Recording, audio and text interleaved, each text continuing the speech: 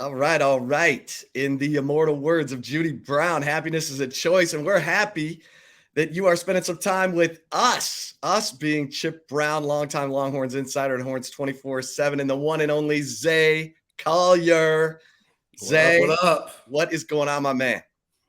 Chip, what's happening, dog? Great to be here. Very happy to be a part of Texas Sports Unfiltered. We have a crazy team with Brad Kellner and Trey Allen. Y'all just heard those Yeah, as you guys. just witnessed.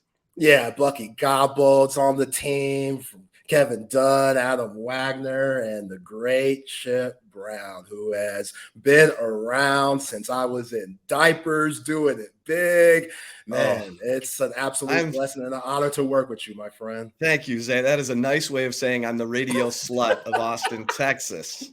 Yo, I've you done get a show around. with just about everybody.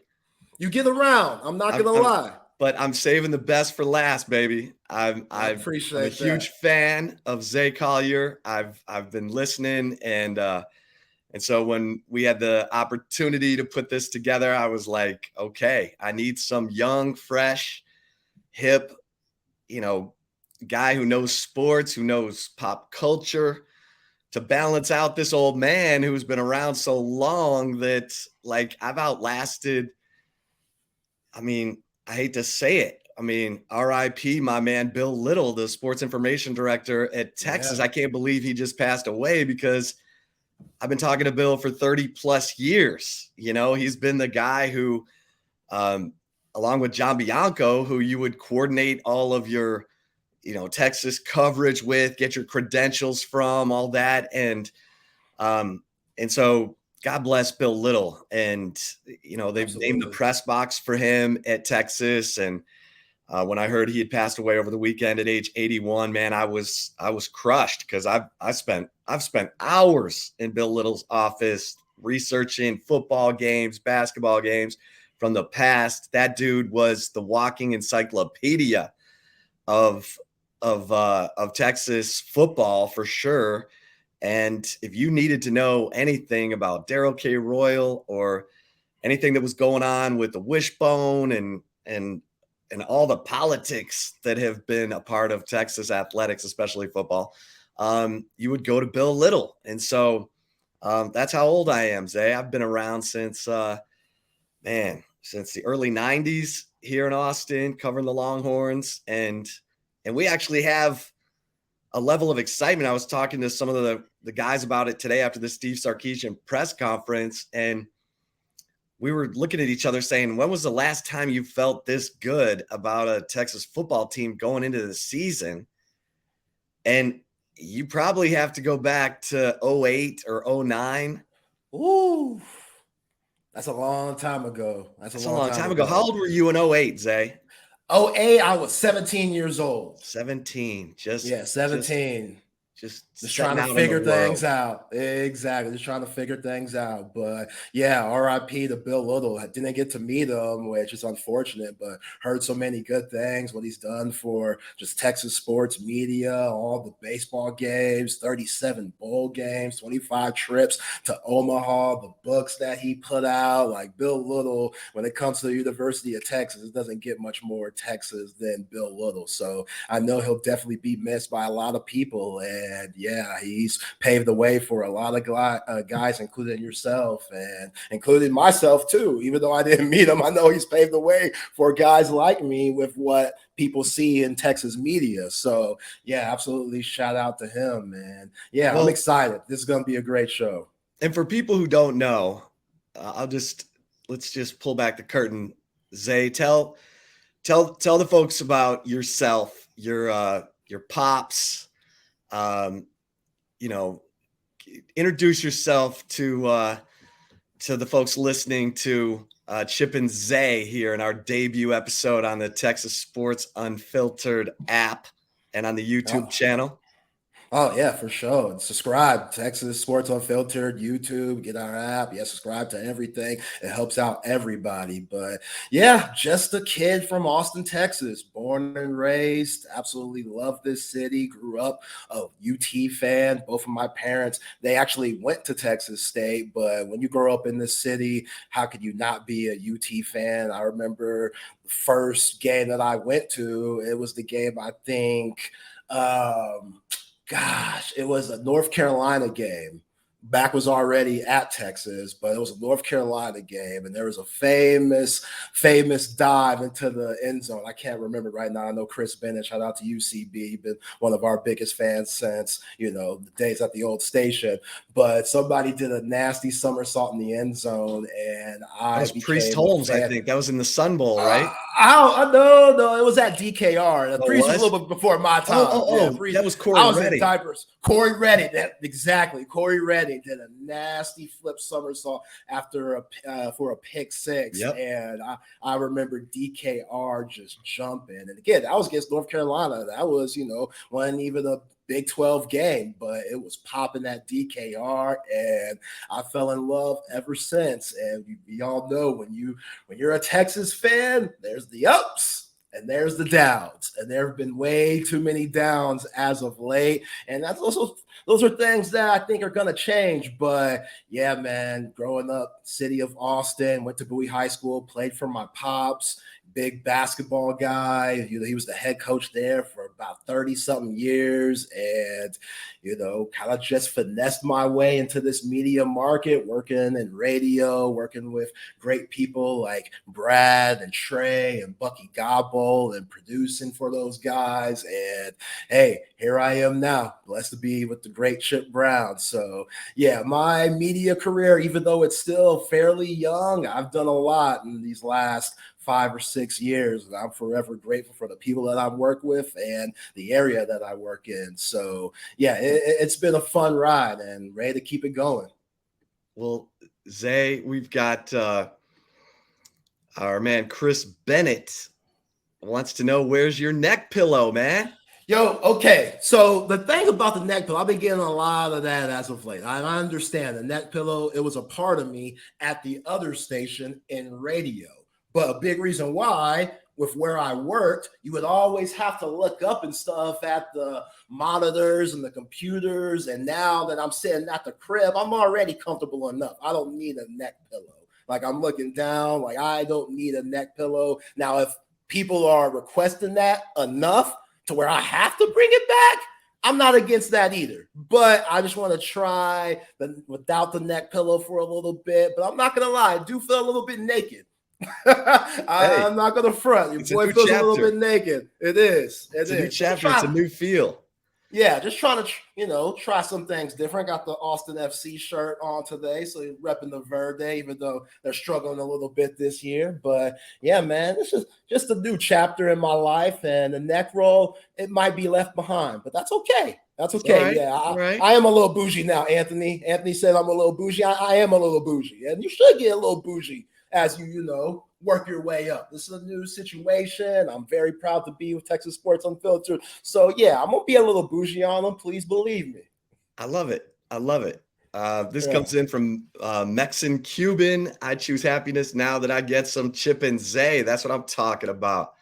And SD says, I first listened to Chip back in 2008 when he was with Sean Adams. R.I.P. Sean Adams. R.I.P. He'll always be a part of any show that I'm doing, because that dude taught me so much about life and just aspiring to be better in everything. If you have a dream, chase it. You got one life to live.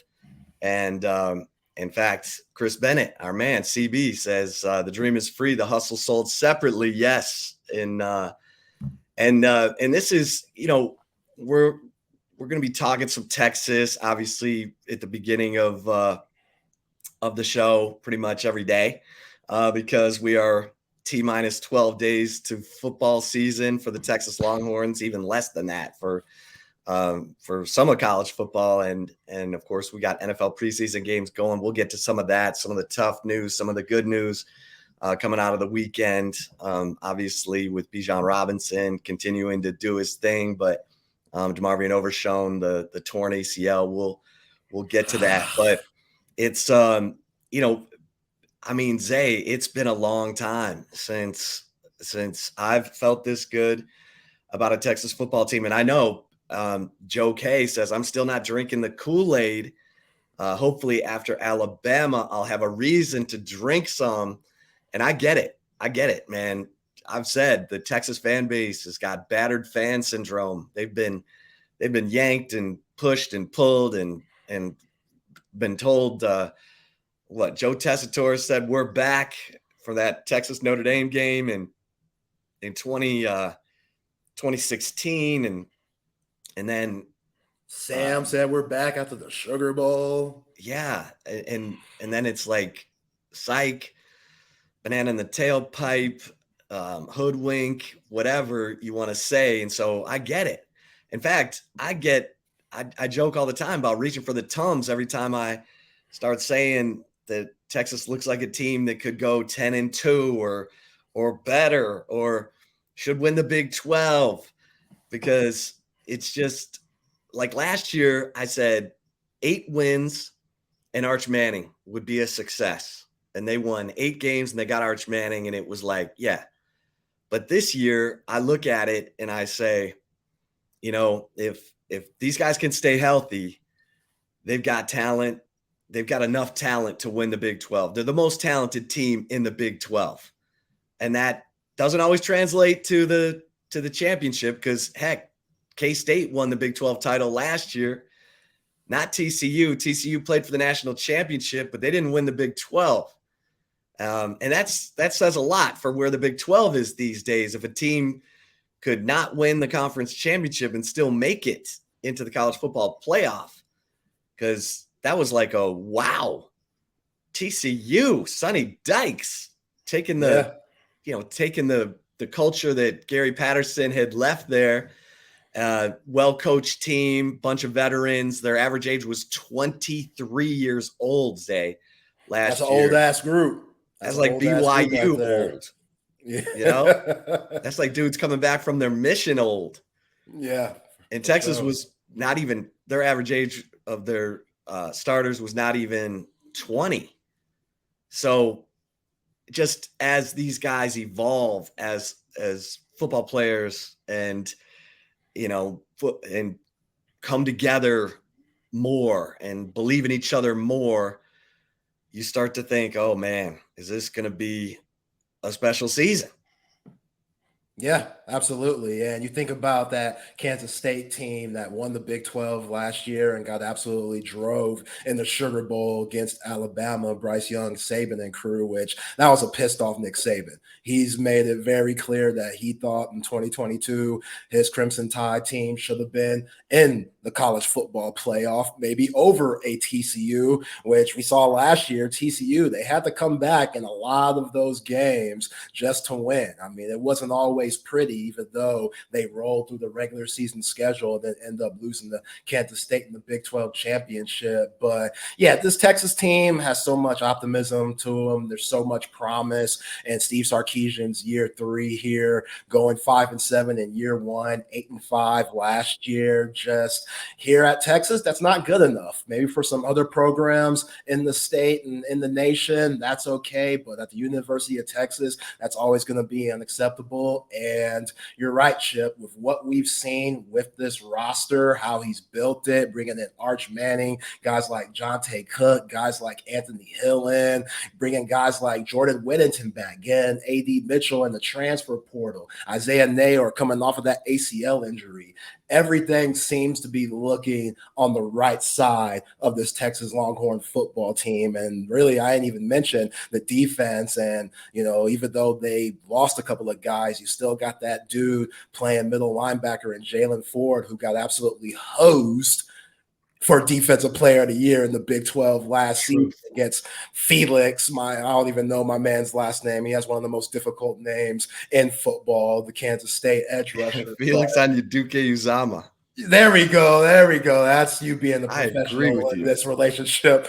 But yeah, man, And that gives something for Jalen Ford to play for. Like, obviously you want to win, but if I were him, number 41, that pissed me off a little bit. When I'm having all those double-digit tackle games and stuff like that, it would piss me off that they didn't think that he was good enough to hoist that trophy, and him coming back and being the leader of this defense with so many other guys, that's a little chip on his shoulder to play for. But the secondary, like, they could be very special. We've heard a lot of great things about, Malik Muhammad coming in as a freshman and what he could bring to the table, which at the end of the day, it doesn't matter what age you are. It doesn't matter if you're a freshman, redshirt guy, senior. It doesn't matter. If you could step on that field and produce, then you're going to be able to get some playing time and make some things happen. So overall, what we've seen with this Texas team in the past, usually an injury or two could really muck things up to where the whole season can unravel. And I think even at the quarterback position, God forbid, knock on wood, if there were a quarterback situation where that QB1 goes down, big number 3 gets injured like he did last year, you feel very confident in QB2, whoever that may be. We hear Arch Manning's doing very well as of late. We know Malik Murphy, who looks like a dadgum defensive end, but he's playing the quarterback position. We've heard the promise with him. You feel confident with the rest of this roster that guy could come in and get the job done. So, yeah, I'm very excited about this team. And, yeah, Rice next week. That's going to be a fun game, but we all know the real one. When you go to Alabama and play against Saban's crew, we're going to learn a lot that day. Yeah. I mean, you talk about great motivation.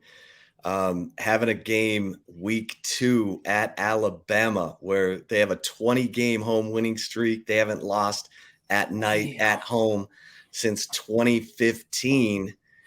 That will serve as motivation for you in this ridiculously hot summer. I don't even know. Hot doesn't do it justice. We're like living in a blow dryer. We're like living in the middle of the heat lamp of the blow dryer.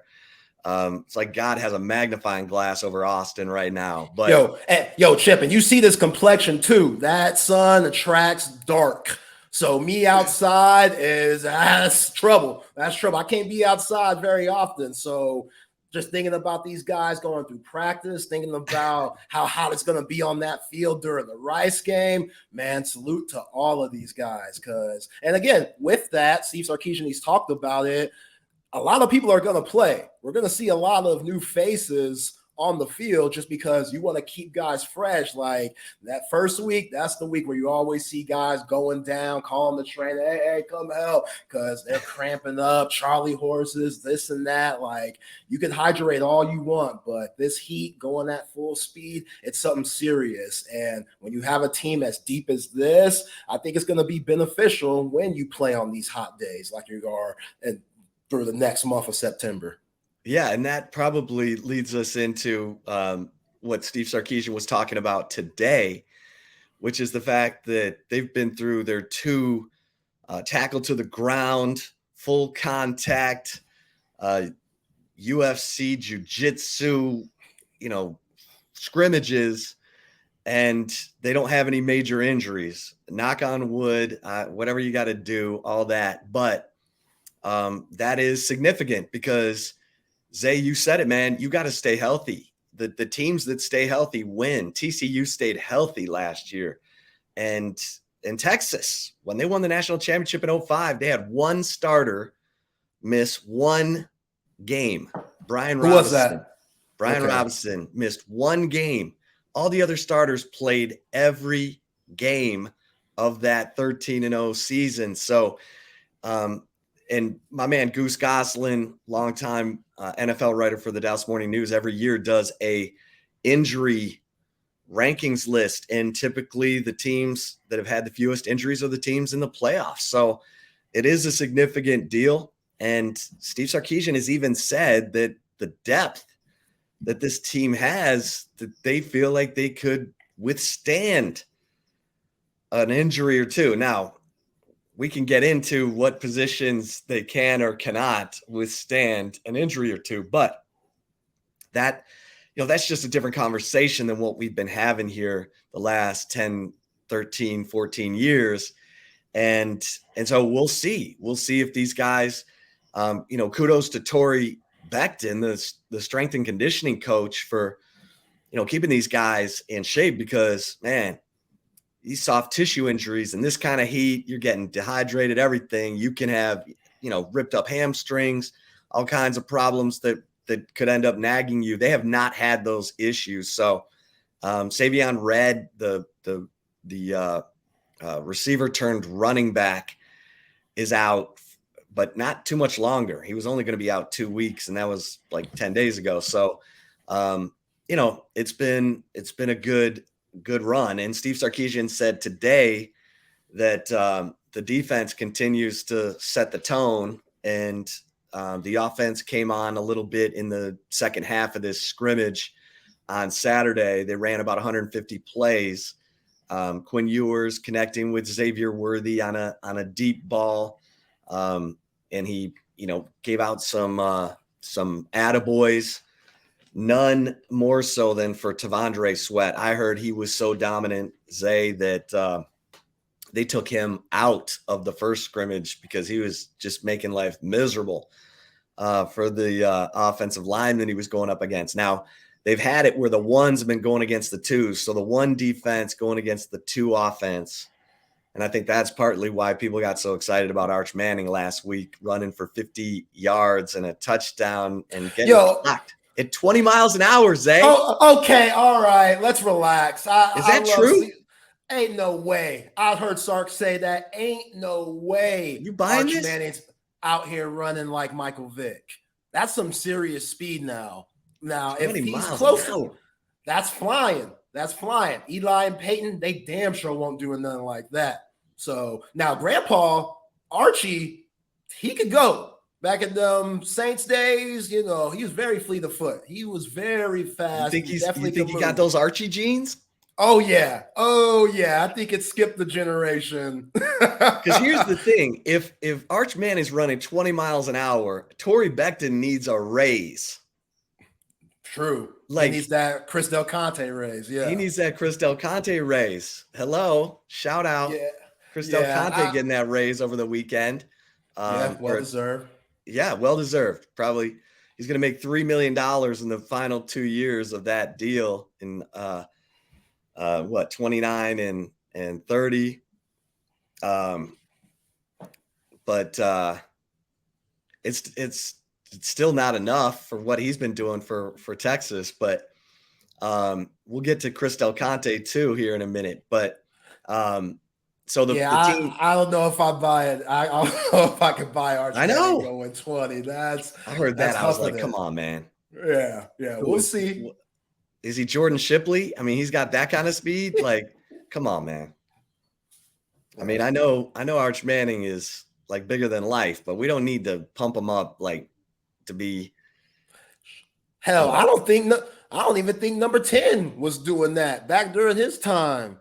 At the 40. VY? Oh, yeah. That's young. Like, shoot, we know how fast he was, even though he made it look so easy when, he got in the open field and stuff. But that's some serious speed right there. And that just kind of goes to the recruiting that Steve Sarkisian and his coaching staff have done, just getting the right players that fit the system. I know everybody was disgruntled about 5 and 7 year in his first season, and especially with all the other BS that you had off the field. Like, there's been some ridiculous things that have happened in these 2 years that Steve Sarkisian has been head coach that I wouldn't want for my program, but all of that gets erased with winning.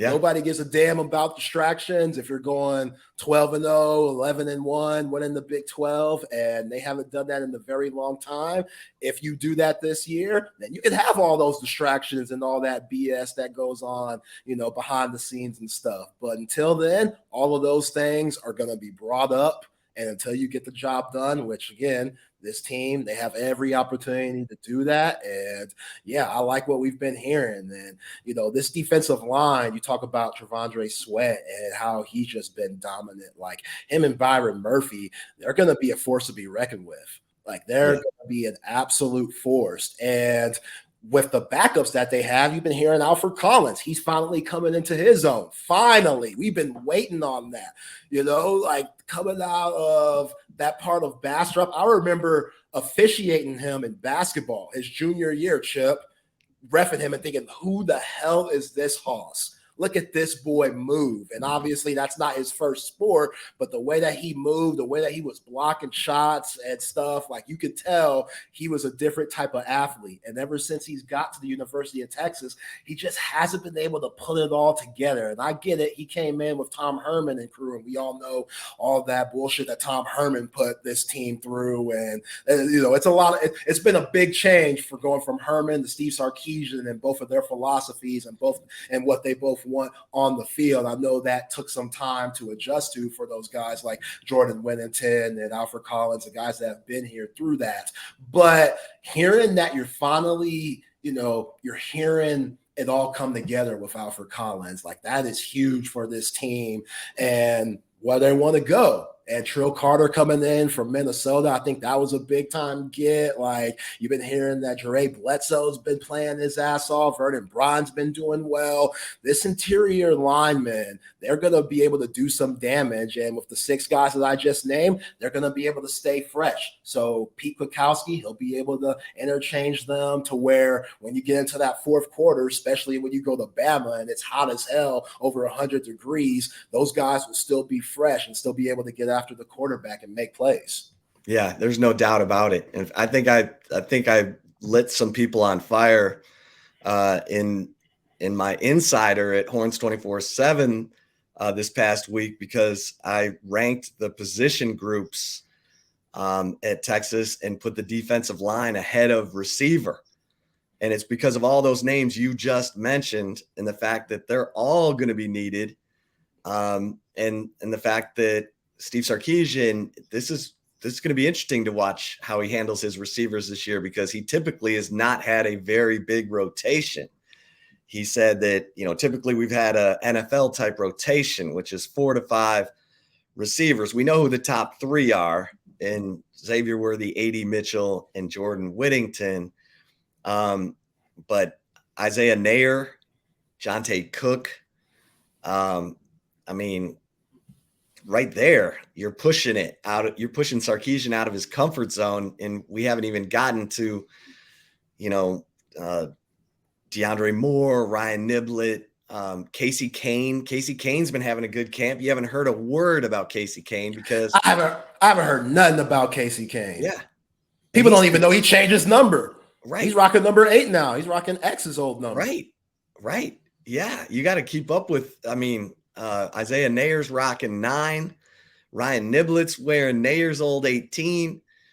But yeah, we got some dudes who are, and Jeff Howe wrote about this today in his 3 Things I Think and 3 Things I Know column at Horns 24/7, saying that there's a starting level receiver or 3 who aren't going to get the reps that they could probably be getting somewhere else. But here's the magic.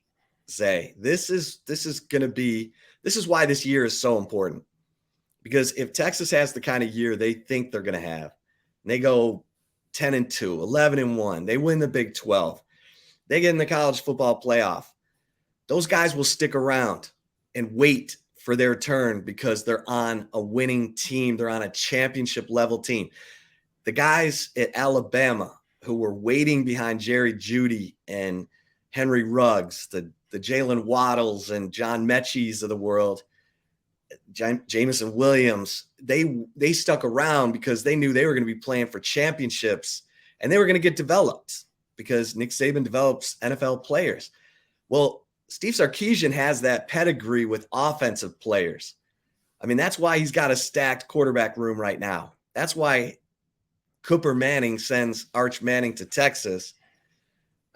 Arch loved Austin, and Cooper almost came to Texas under David McWilliams, but John Malkovich didn't honor Cooper's scholarship as a tight end. So Cooper ended up at Ole Miss and then ended up having some health issues and giving up on college football. But and then they choose Chris Sims over Eli also. Oh, yeah. Why you say it like that? Oh man. Okay, Why you say it like that? quick sidebar story, Zay. I'm at the Heisman Trophy presentation for Ricky Williams. And Mac and I are walking. There's a big group of us walking to Wall Street so Ricky can ring the bell. And Mac says to me, "We're going to get Chris Sims." And I'm sitting there going, Major Applewhite just won Southwest Conference Co-Offensive Player of the Year. He said, "We're going to get Chris Sims." And I'm like, oh. And sure enough, they got Chris Sims. And you're right. That was the same year as Eli Manning went to Ole Miss. But that, this quarterback room with Quinn Ewers, Malik Murphy, Arch Manning, that's as stacked a quarterback room as Texas has ever had. And they've had some really interesting quarterback rooms. I mean, Sam Ehlinger, Shane Buechele, we know, obviously, Chris and Major, but there were Colt McCoy was here with Jevin Sneed and G.J. Kinney. G.J. Kinney's now the head coach at Texas State. But this is the most stacked quarterback room that I've covered. And you can argue Vince Young, Chance Mock, and Chance was unbelievable. He got screwed. I think he had 11 touchdowns and no picks when he got benched for Vince Young. I mean, and Chance will tell you, I got benched for Black Jesus. I mean, what are you going to do? I got benched for one of the best players, if not the best player in, Texas football history. Him and Earl. I still remember when Chance got his shot when they benched VY in that Tech game, and Chance came in and did very well, won them the game. So yeah, I will never forget that. I was like, Mac, you are playing with fire here, but it worked. It worked. Chance came in and delivered the biggest relief pitching effort you've ever seen, and that was big time. That was, and we mentioned that, Chip, and you think about last year and the ups and downs that Quinn had. Oklahoma State, 19 for 49 completions, like 30 incompletions. And I remember saying, after that game, during the presser, I knew Steve Sarkisian wasn't going to take him out that game, just because of the aura that Quinn had as a freshman, which he's definitely improved on. You see the leadership qualities getting better and better, every time you see him in pressers, from his haircuts, got the fresh fade and stuff, just looks more professional, looks more like a quarterback and not just some, doughy looking country kid that likes to hunt. He looks like a quarterback.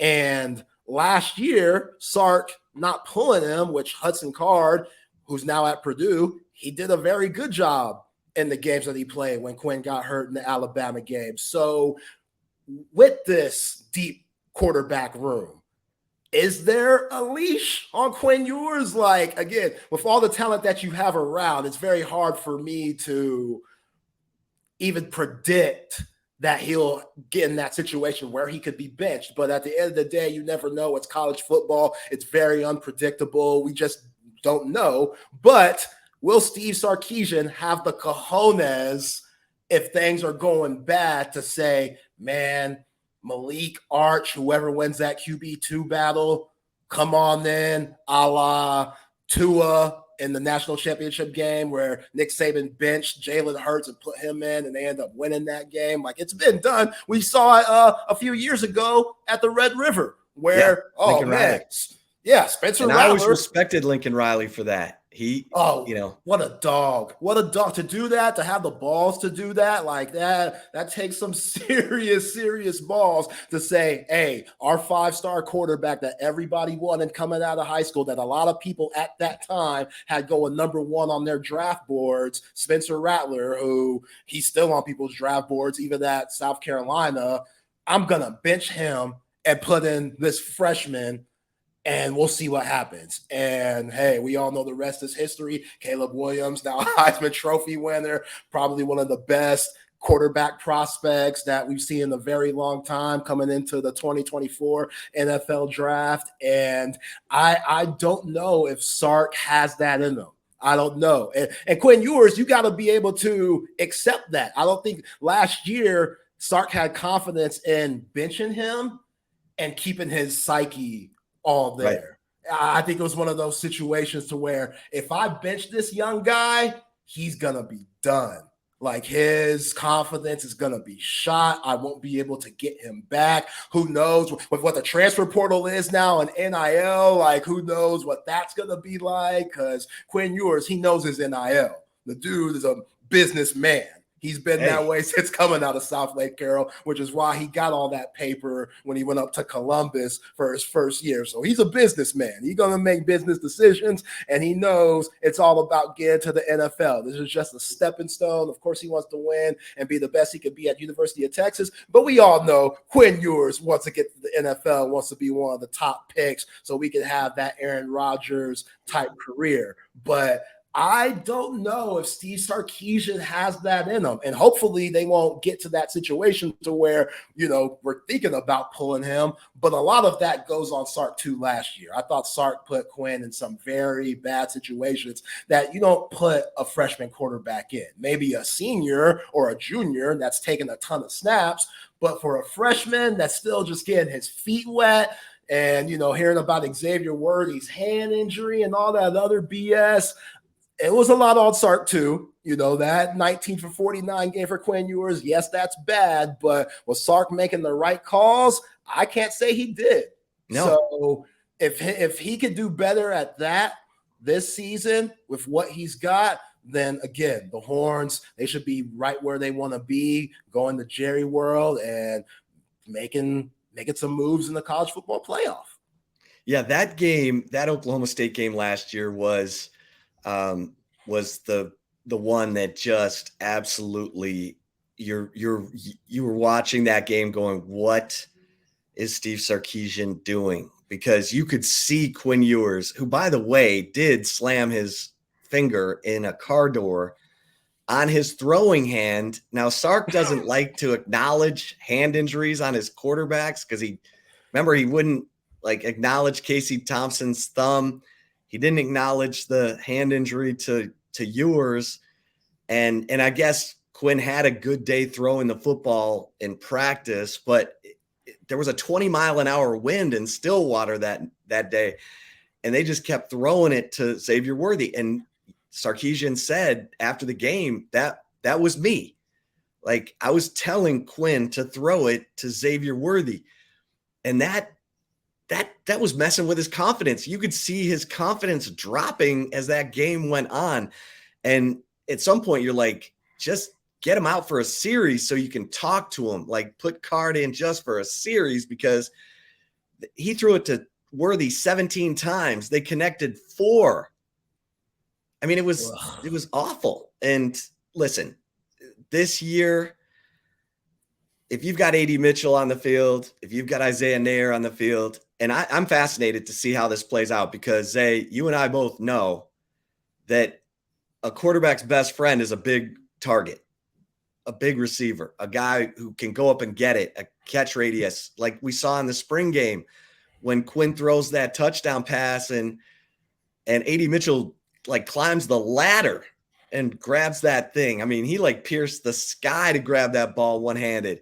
And that's what A.D. Mitchell does. And that's the thing that I've said Xavier Worthy hasn't done. He hasn't shown me he can make contested catches with a DB on his hip. When he's running away from someone, he can. He's lights out. But when he's got someone right next to him, I haven't seen that. I haven't seen him fight for that ball and wrestle it away and make that play. And I'm just saying, I remember Sam Ehlinger always looking for little Jordan Humphrey and Colin Johnson. Those were some big dudes. Those were 6'5", 6'6" targets. They both almost went over 1,000 yards, that year of 2018. So it's, it's just one of those things where you're saying, I don't know, A.D. Mitchell, he's done it. And I'm excited to see it. I just want him to put on a show. That's all I want. I want him to put on a show, and I want Jalen Catalon to put on a show. And I'll be entertained all year. Yeah, and both of those guys have so many similarities, both of them coming from the SEC and both of them dealing with injuries during their times at their previous colleges. Jalen Catalon, we know with that shoulder injury at Arkansas, and AD Mitchell, he didn't play all the games for Georgia. But yeah, what both of those guys bring playing with the SEC, they ain't afraid of the moment. They ain't afraid of, like, AD Mitchell played on the biggest stage, catching touchdowns in the national championship game. So you need guys like that with that experience coming to this squad for guys who haven't been there before. That's leadership. Even though he might not be one of those chirpy, talky guys, his experience, you got to respect it. And you talk about those big, big time receivers and those big guys who could just absolutely moss people because the cornerbacks or safeties who are trying to check them are just too small. JT Sanders, I'm looking for him to have another big season because other than Brock Bowers out of Georgia, there ain't a tight end like him. When he was coming out of Denton Guyer, everybody knows that one-handed snag that he made famous, playing in the playoffs for them. Like, he's an absolute freak. And his blocking, I think that's going to be better this year. I even think Gunnar Helm is going to be better this year, to where you could do a lot more with JT Sanders. But at the end of the day, this roster is as deep as I don't know what. Jordan Whittington, I completely understand him wanting to come back and see what he could do. He changed his number, so we know he loves Bevo. Like, the guy just loves the University of Texas. And I thought that when he was coming in from Cuero, he was beaten up, man. The way that they used him at that tiny high school and all the games that he played, playing at Jerry World, it seemed like he got the ball at least 40 times a game. So when he got to campus, I think he was just a little beat up and stuff, and he had a lot of injuries, but last year he stayed healthy for most of the season. So I expect him to stay healthy again this year. And even if he doesn't, God forbid, but even if he doesn't, you got a lot of other guys, even freshmen like a Ryan Niblett, who I heard is getting a lot of rave, and a Jonte Cook, who they said is compared to an Xavier Worthy. But yeah, I think Xavier Worthy, I know he wants to be one of the top picks of the NFL draft in 2024, which everybody does. But the freshman year, a lot of promise, dominated, broke out. And I thought last year, kind of like what you just said about Quinn Ewers, and not necessarily Sark putting him in the right situations. Plus, he had a broken freaking hand.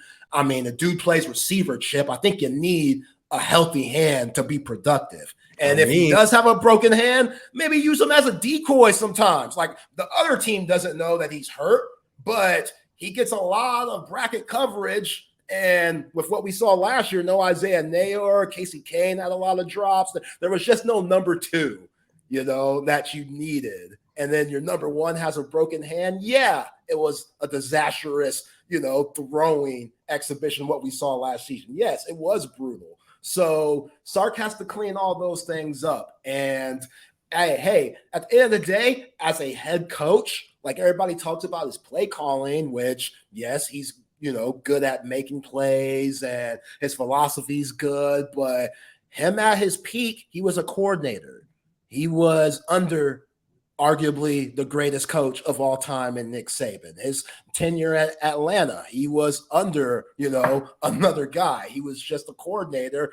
We know his stint at Washington, his stint at Southern Cal, brutal. And obviously, yes, he had other things going on off the field that he's cleaned up, but he still hasn't proven as a head coach that he could do it all.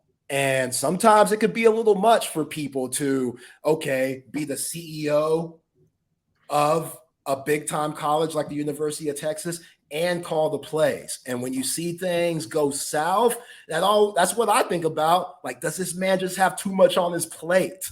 Because, hey, Matt Brown had 2 phones, bruh.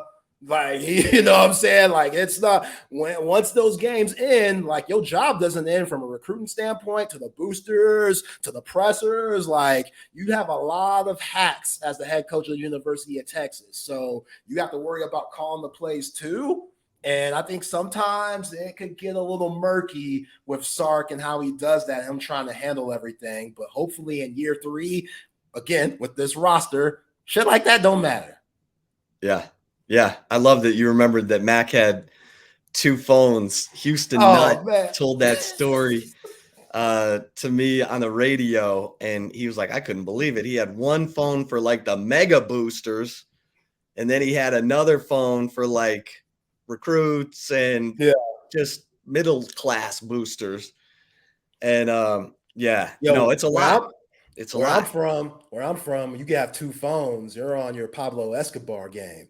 Like you on something else, if you have 2 phones, or you're just an absolute player and you can't keep up with all the, the breezies and the bras that you got on your phone. But for a college coach, to have 2 phones, that's serious. I don't know how many coaches have that type of lifestyle, but here at Texas, I get why he had that. It was a requirement because all the responsibilities that he had. So Steve Sarkisian has those same responsibilities. And hey, we'll see. Hopefully, guys like Jeff Banks, who everybody raves about, which is a cool dude, just seeing him in his presence. I know that, when you see all of these coaches and stuff, they give off their own vibe. And, we've heard the worst when it comes to Jeff Banks, but when it comes to him being at his best as the special teams coach, and you hear guys like Keelan Robinson rave about him, like if you're Keelan Robinson, how could you not think of, okay, Bijan Robinson's gone, Roshan Johnson's gone, it's my time. Like it's my time to be RB1. It's my time to get most of the carries and stuff. And you got coaches like Jeff Banks that are out here making special teams such a priority and making it so much fun. Guys like Keelan Robinson, he ain't worried about that. He said in this presser, like, hey, we all got full plates. Everybody's going to get a bite whenever their opportunity comes. Everybody's going to get a chance to eat. But to have, some of your top guys, some of your top athletes want to play special teams and not just their specific position, I think that shows all types of rave and promise to what Jeff Banks is bringing to the table. And you got to love having somebody like that in your corner. Well, and to go back to Sarkisian for a second, I love that he surrounds himself with guys like Jeff Banks. Jeff Banks should be a head coach. If he had not had the Halloween party at his house and the little kid sticks his hand in the monkey cage and gets bit or whatever, then Jeff Banks would be the head coach at Washington State right now. Because when Tim Rolovich would not get vaccinated and they fired him, they wanted to hire Banks, but that was right when the Monkey Gate happened. And so thanks to that, he's still at Texas. Now he's legit. I've had so many coaches. I mean, David Beatty, who's, former head coach at Kansas, was at A&M with Banks and was like, we all went into his special teams meetings because the guy is so sharp, so on point, but yet would put memes in the presentation to make the guys laugh and keep them light. But I think Sarkisian going and getting a guy like Paul Chryst as a special assistant, a power running, savant like Paul Chryst, and Texas struggled in short yardage and goal line situations to run the football last year. That's got to get cleaned up. And it's probably my biggest concern going into this season is Steve Sarkisian going to trust his line, his backs, and run it when he needs to run it, and run it when the defense knows that they're going to run it. They did a good job of it in games like Baylor, Kansas State last year. Kansas, they ran all over Kansas. Iowa State, they ran it to finish off the game. But against TCU, they gave up on the run. And in Oklahoma State, they were averaging 6.5 a carry on their first drive in the fourth quarter and averaging 11.5 a carry on the second drive in the fourth quarter, and started throwing it around and didn't finish off those drives with touchdowns. So, I credit Sarkisian for going and bringing in guys who are, look, Paul Chryst has won more championships than Sarkisian has. So did Gary Patterson. Patterson had 6 conference championships. Steve Sarkisian has yet to win one, but I like that he surrounded himself with really bright-minded coaches. As my man Sean Adams used to say, A's hire A's and B's hire C's. Tom Herman Amen. hired C's when he could have hired A's, and it came back to get him. He ended up changing out his whole staff like the year before he got fired. And so I'm fascinated to see what has Steve Sarkisian truly learned from a guy like Nick Saban, because he's certainly recruiting the way that they recruited at Alabama. Heck, he's beating some guys. He's beating Alabama for some guys in recruiting now. And let me tell you something. Nick Saban was pissed when Sark went after Jeff Banks. I can tell you, Sark was also going to bring in Pete Golding from Alabama as the defensive coordinator.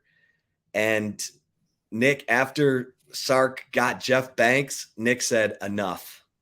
You're not taking any more dudes from my staff. I get you taking Kyle Flood. He came with you from the Falcons. You're taking AJ Milwee. That's fine. He was leaving anyway. But Jeff Banks, my recruiting guru and special teams, and guy can just coach ball, enough. You're not getting Pete Golding. And then Nick ended up firing Pete Golding a year later. But now he's at Ole Miss, Pete Golding. So, and he's got Kevin Steele, Nick Saban, one of his old, defensive assistants, is coming back to help run the defense. You're not worried about the defense. You're wondering what the heck Alabama's got going with Tommy Rees as the offensive coordinator, because Nick Saban told Bill O'Brien, hey man, if Belichick wants you back in New England, I understand. And so now in comes Tommy Rees, and people are reading that and saying, okay, well, that means they're going to run it more. They're going to have kind of more of a dual threat situation at quarterback. They don't have the receivers they've had in the past, so they need to run it. And we'll see how much the personality of that Alabama offense changes, because they've been, my God, when Sarkisian was there, they were just shy of 50 points per game in that 2020 national championship season, when Najee Harris ran for 1,400 and change and had ridiculous, I think he had 40 receptions as a running back that year, on top of Devontae Smith having over 100 catches and winning the Heisman. Jalen Waddle and John Mechie.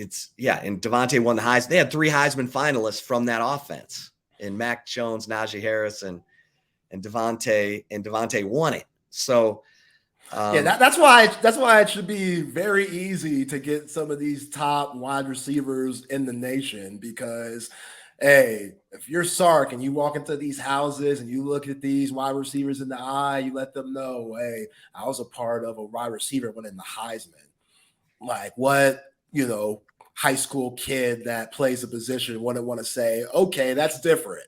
Because, we know Desmond Howard won the Heisman and stuff like that back in the 90s, but it's very rare for somebody playing a wide receiver position to win it. And Sark was a part of that with Devontae Smith. So, I'm with you, Chip. I think about these running backs, and we know Sark's always had a 1,000-yard rusher, but there's so many different guys, like Keelan Robinson said, that can eat on this team. And I know everybody has a lot of high expectations for CJ Baxter coming in, the freshman out of Florida, the 5-star, one of the top freshmen in the nation right now. But when you got guys like Jaden Blue, who's been waiting his turn, and Jonathan Brooks, who has looked good the times that he's gotten out there and been handed the ball off to him, there's a lot of promise in that running back room. I'll just jump in real quick, because I thought this was really important last week.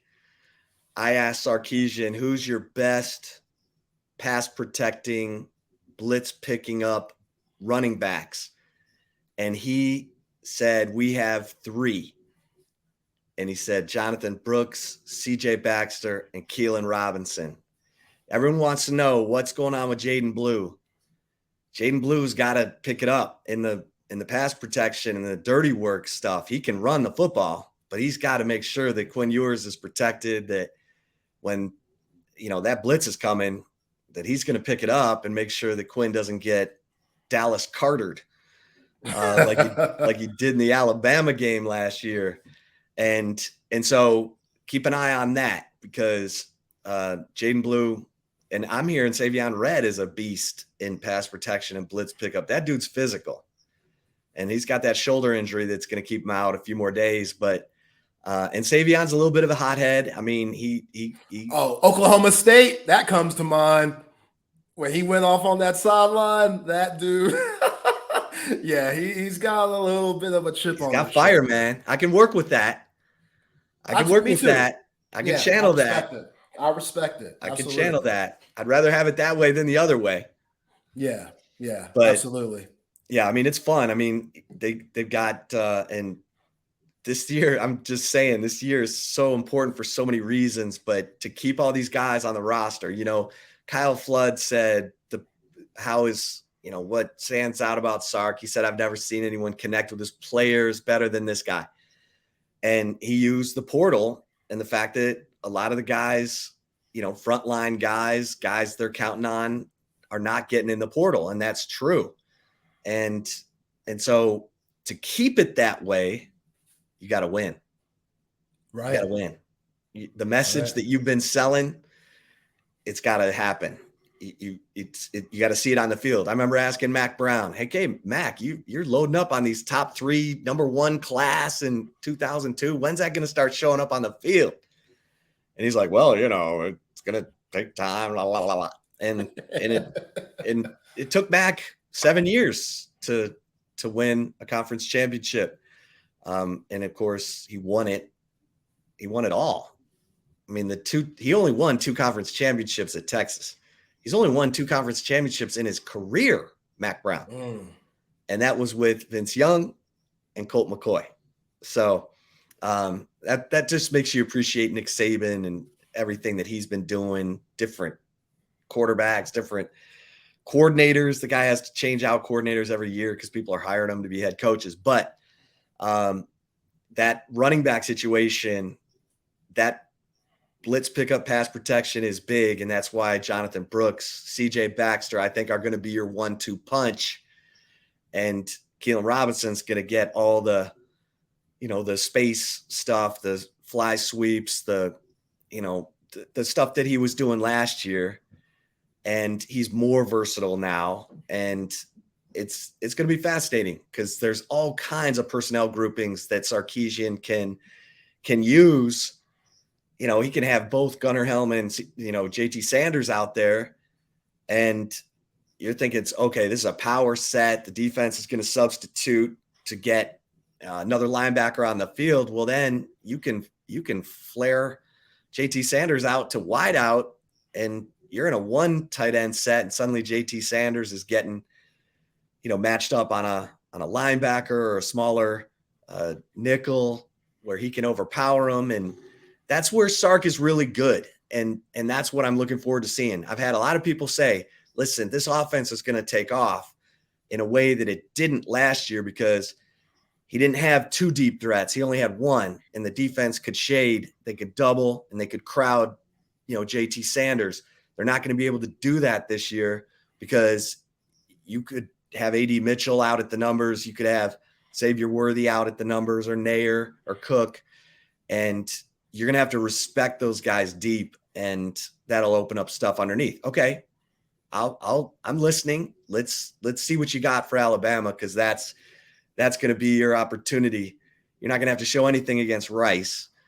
Can't wait to see what you got cooked up for Alabama. Cause with some of these freshmen, hell, you don't even have to show. I mean, you need to get Anthony Hill on the field on defense so he gets the jitters out, but you could have some stuff you've never shown anybody against Alabama. And I'm looking forward to seeing what kind of game plan they'll have for that game.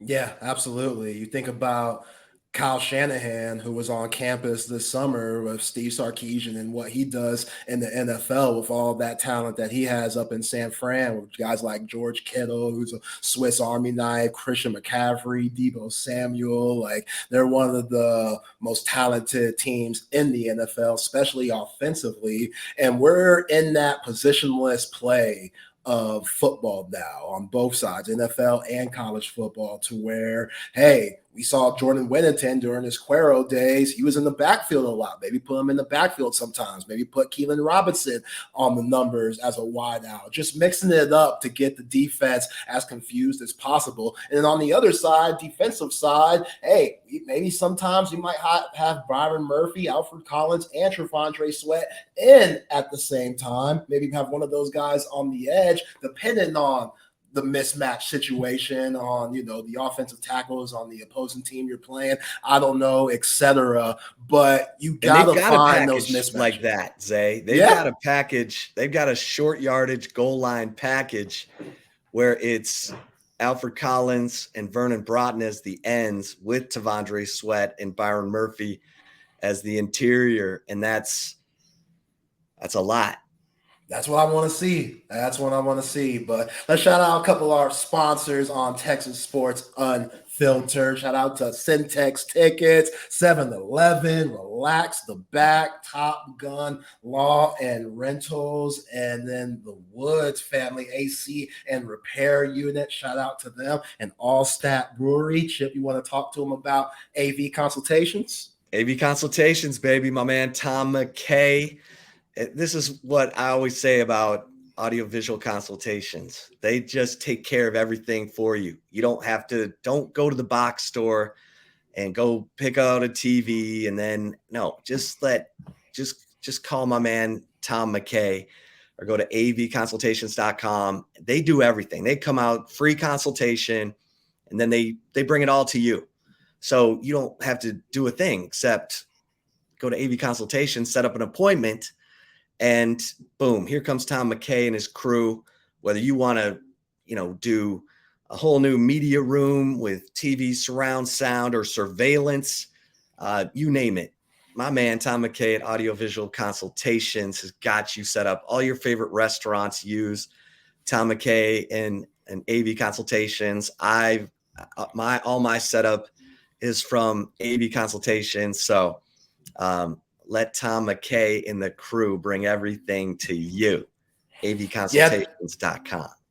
Yeah, Tom, I'll be hitting you up soon. I'm finally trying to convince wifey slowly but surely that we need a little bit more up in here, since I'll be spending more time at the crib. I need something, a little bit more resources here to make my life a little bit more easier. And Tom McKay, I know, could definitely help me out with that. But, well, and our man BK, I don't know what he's got planned for his new place in Austin, but when he was here before he went to Houston, he had like 4, 5, 6 TV screens in his apartment, and it was a sports bar. Yeah. I'm like, BK, this is obnoxious, but it is kind of wonderful. Yo, it's convenient. Yes, yeah. Man. Week 0 starts this week. Got USC and San Diego State, or I want to say it's San Diego State or one of those teams. USC, they're probably picked to win by 30. And you got the Navy Notre Dame game. So you can watch both of those games at the same time, depending on the times of them. I get it. It's very convenient. That sounds like a very convenient setup. So I get it. No split screen needed. Just get a few more screens so you can watch them all on full screen. avconsultations.com. All right, Zay, we've talked a lot of Texas football, but DeMarvion Overshown, man, I was crushed to see this news, because Demo is one of my favorite personality players. I mean, the guy is hilarious. With his cowboy hat, and he loves being from ARP in East Texas and loves singing himself some country music, and it nicknamed his truck Lizzie because it was lizard green. And he was making plays for the Cowboys and Dan Quinn's defense. And then in this preseason game against Seattle over the weekend, he I don't know exactly what happened because he kind of looked like he was okay, and then he wasn't, and then Yeah, they, it's just just a normal tackle that he's made throughout his whole life, from his art days to Texas to now being in the NFL, just a normal routine tackle. And he just came down the wrong way. And it's very unfortunate, very sad. I mean, you had a lot of hope for him on this team. Like, he was going to make the team. We knew he was going to make the team. And I think that his time here at Texas, being on special teams, definitely benefited, him making the team for the Cowboys. But yeah, man, he's just a great guy, and you hate this for him. You hate that before he ever really even got to get his feet wet as a professional athlete, he is now hurt and now has to deal with, going through rehab for the 2023 season. So it's unfortunate, but somebody like him, he'll bounce back. And once he gets back on his feet, he'll be ready to play. And I think he's still going to have a very good NFL career because he loves the game. And coming from ARP to the 40, having to change from a safety to a linebacker, we saw the ups and downs, but once he got it, he got it. And once he was able to just fly around freely and not have to worry about just all the responsibilities that you do as a linebacker, and he could just play freely with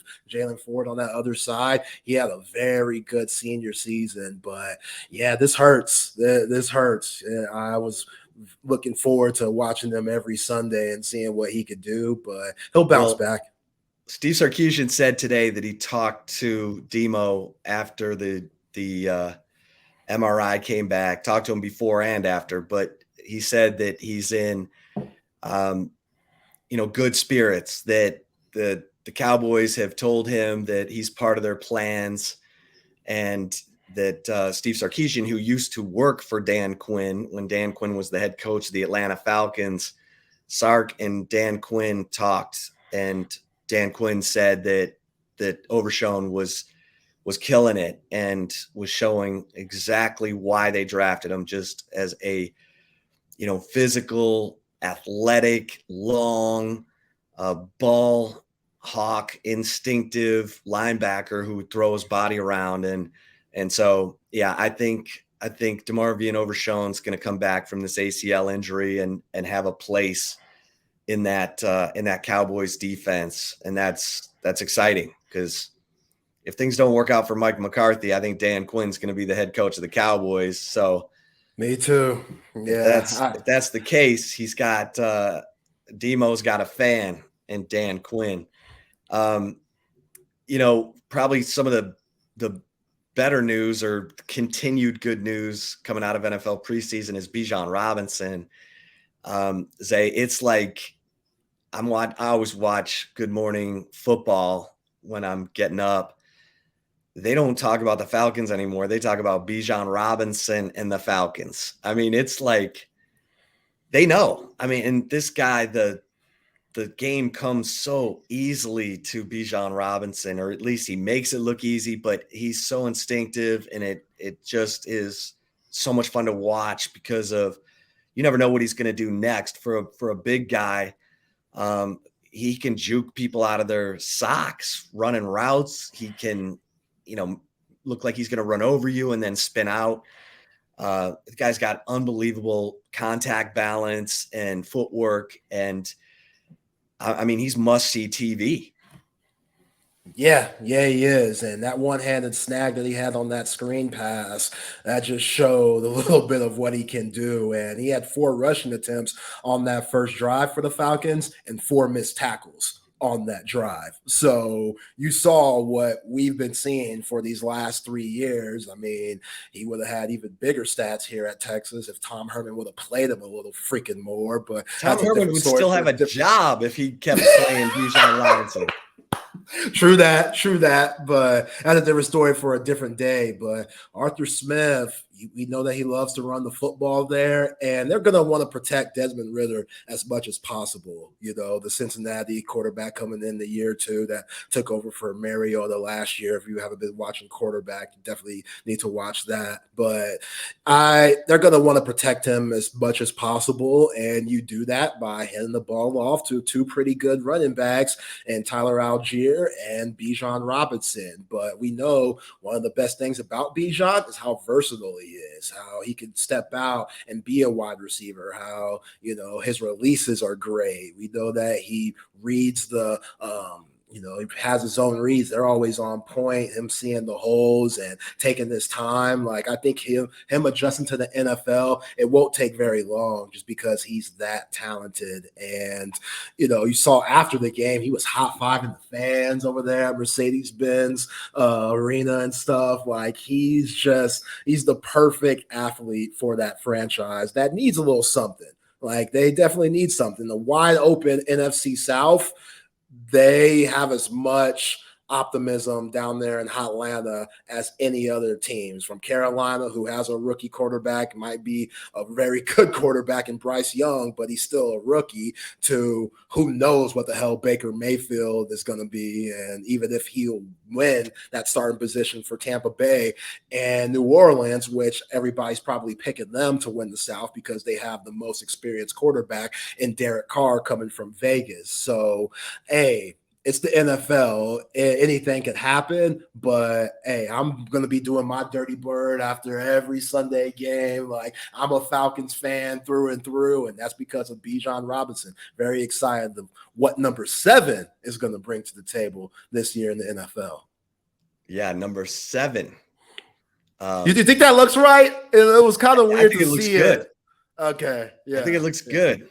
And of course he had some, biblical rationale for picking number 7. And I'm like, don't ever doubt Bijan Robinson, because he seems to have the big fella on speed dial, or the big fella's, gifted him with some wings that just kind of take him above the earthly concerns that most of us have. So I just love watching the dude, do his thing.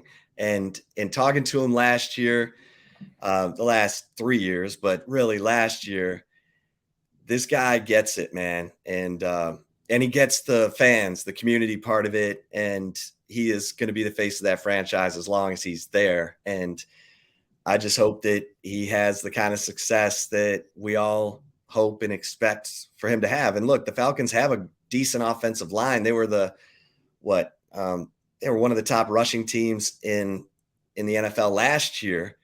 They have a Pro Bowl guard on that line. They just need to Chris Lindstrom. Yeah, they just need to get the quarterback play right. And if Desmond Ritter's not the right guy, we got Taylor Heineke. Zay. I think that's my dude. We're like closet Taylor Heineke fans. Oh, I am completely out the closet because of Taylor Heineke, which that sounds kind of weird, so I don't think of it like that. Very married with my beautiful wife. But as far as Taylor Heineke goes, that's my dude. Talk about got it from the mud, coming from the XFL, being backups, and then once he got to Washington, taking Tom Brady to the brink of elimination. That Tampa Bay Buccaneers run where Tampa Bay won the Super Bowl. They had Tom Brady and those boys on the ropes with Taylor Heineke playing quarterback. So, yeah, if I'm Desmond Ridder, I better be locked in because they don't pay backups $20 million. Like, that's a lot of Skrilla for a backup.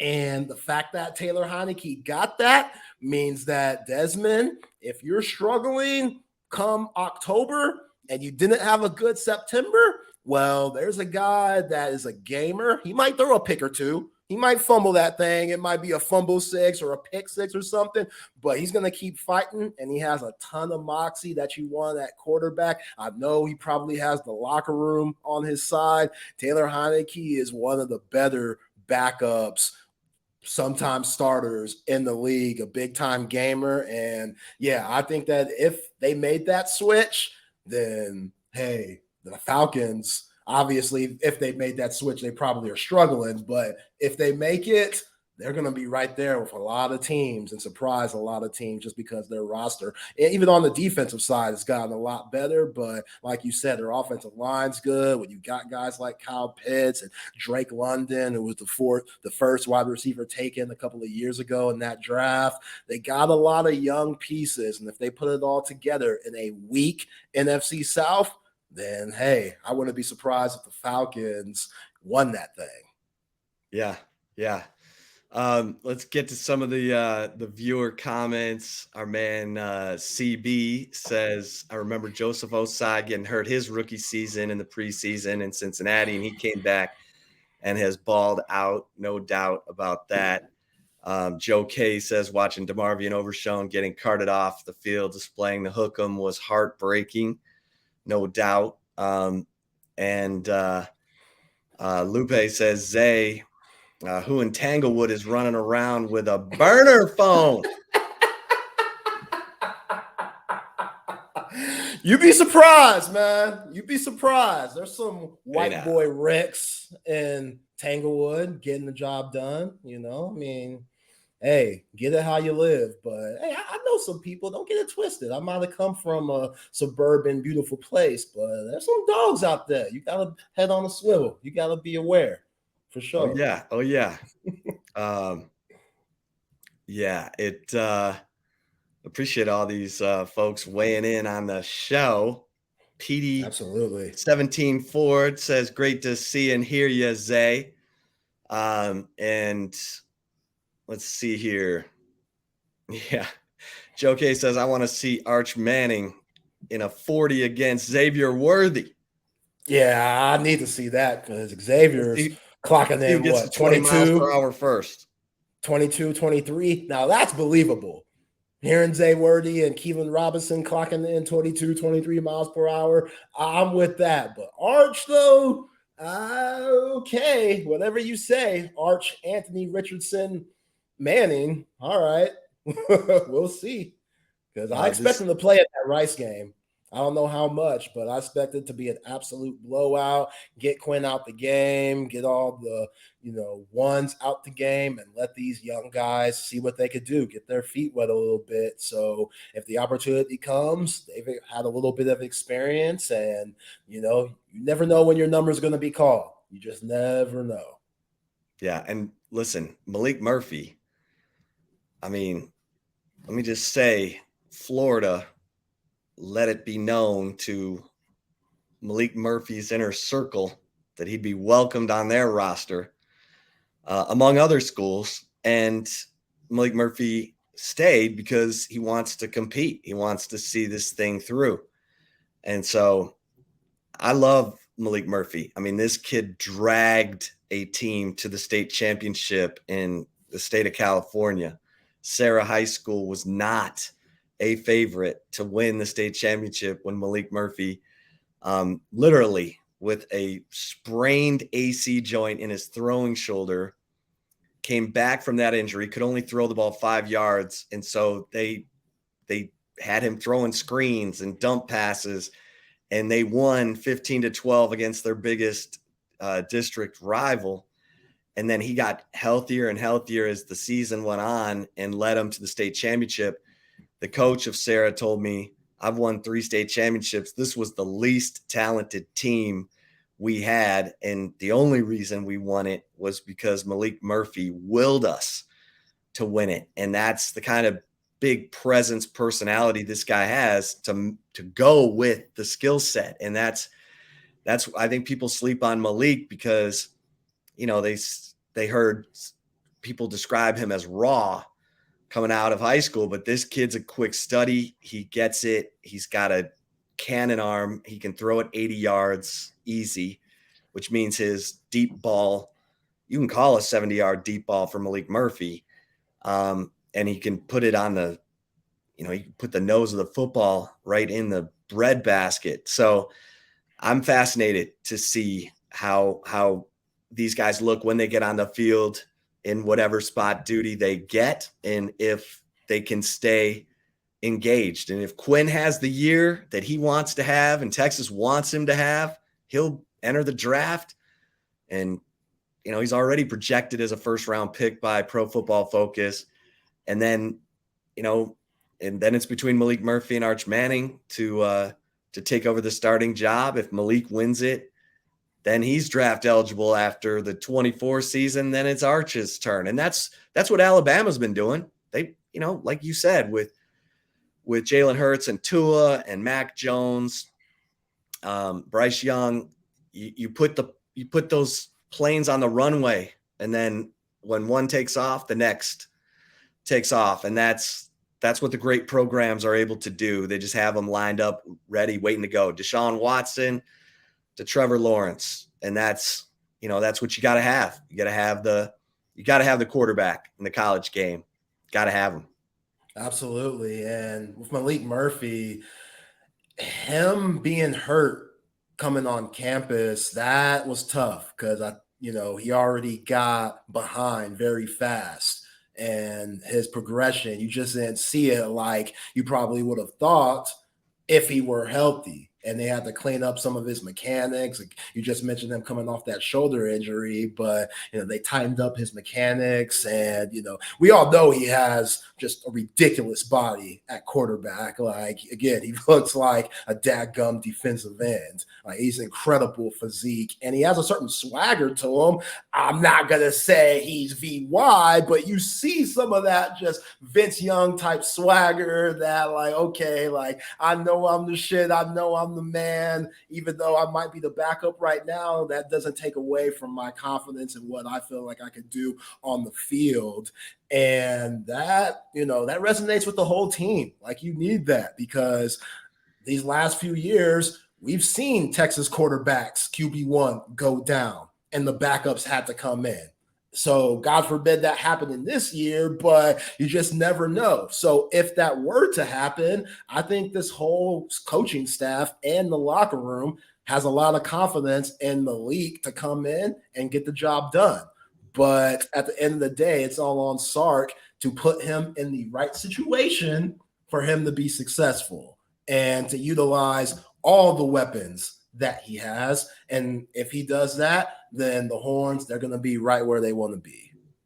Yeah, and I've had a team source say that Malik Murphy is the mayor of the locker room. Like, every position group is over at his locker. Everybody gravitates towards Malik Murphy. This team will play for him. And that's if he's put in that situation. I think they'll play for Arch Manning too. But we know that Steve Sarkisian doesn't like to play first-year quarterbacks. Quinn Ewers was a first-year quarterback last year.